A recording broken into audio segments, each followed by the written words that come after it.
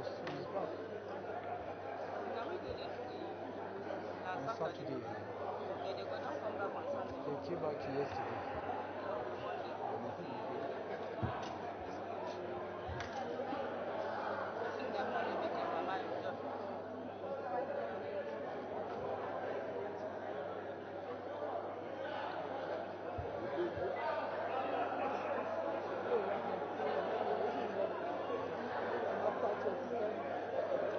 But if it's not, the place going to sharp. I like the man. I like it.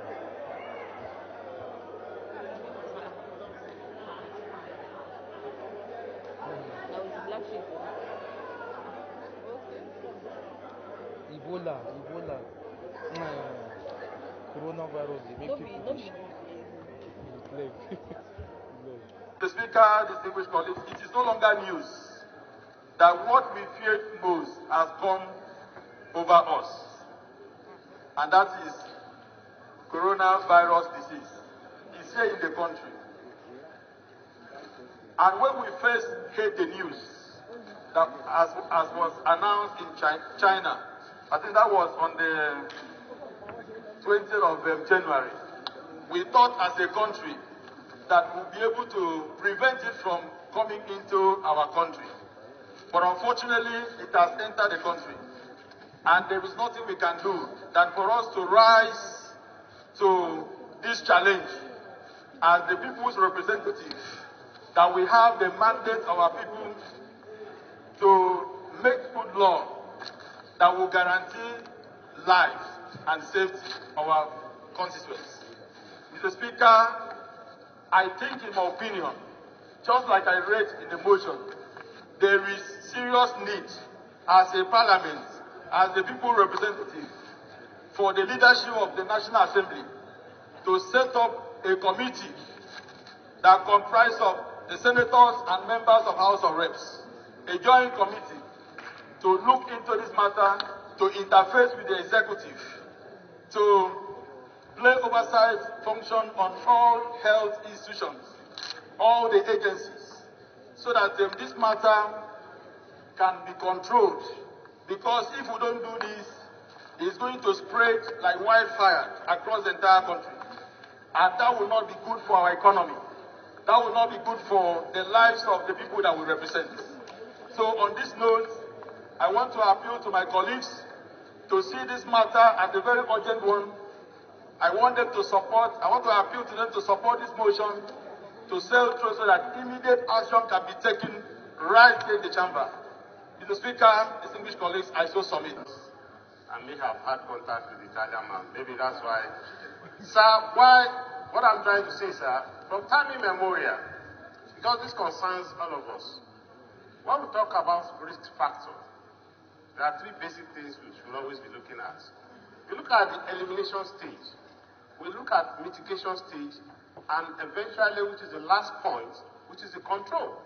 Unfortunately, in this country, everything has so been decimated that we only jump at the control side, and that is when everybody becomes proactive instead of being reactive.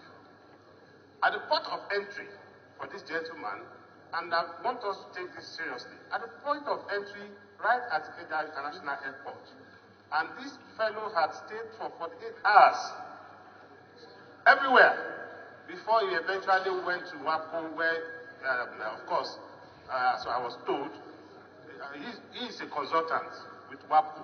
WAPO is in Ewekoro. That's the cement factory in Ewekoro. Before he eventually went there. So within 48 hours, this same gentleman, of course, I'm not trying to say any bad thing about him. That's what God, Allah, brought to him. But he now imported it to our country. But the essence of my argument now, and why I'm trying to support this motion that the whole House should overwhelmingly give it an overwhelming support, is simply because we should always look more at preventive measures. That's to be proactive, not to wait to the point of being reactive. The facilities are not here in this country. The last time the National Control of Disease came, fortunately, Mr. Speaker was there to visit the health services. We had a joint meeting.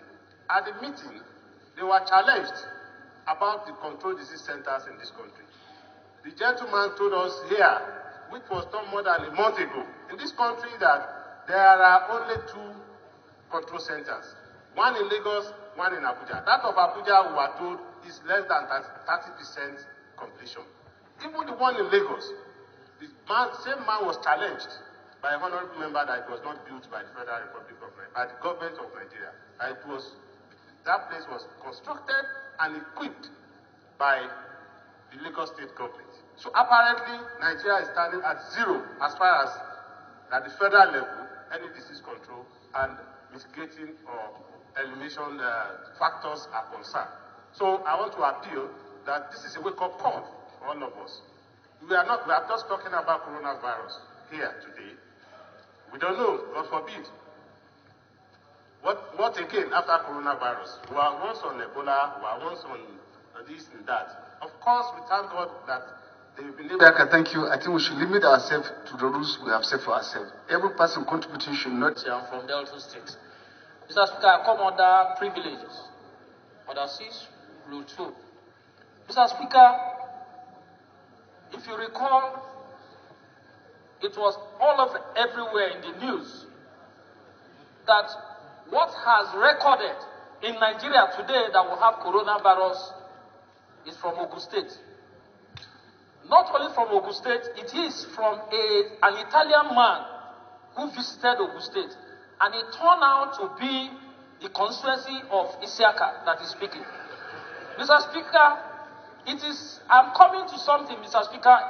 It's very worrisome, and I think, Mr. Speaker, in good wisdom, that this House should suspend plenary for a period of 2 weeks or thereabouts for the purpose of certifying everybody and also allowing management to put measures in place so that all of us can be tested. Because we may be taking it as a very joking matter, but it's a very serious matter. And I think that this House should take it as a very serious matter. Otherwise, you will not know who you will be shaking. To add up to that, sir, the driver, the man that was with the Italian, has gone into oblivion. He cannot be seen. It's possible that he's hiding in Siaka's house. But I don't want to preempt that. But honestly, joke apart, I think that the management and National Assembly should take measures to ensure that this matter is taking the seriousness that it deserves. I so submit. Well,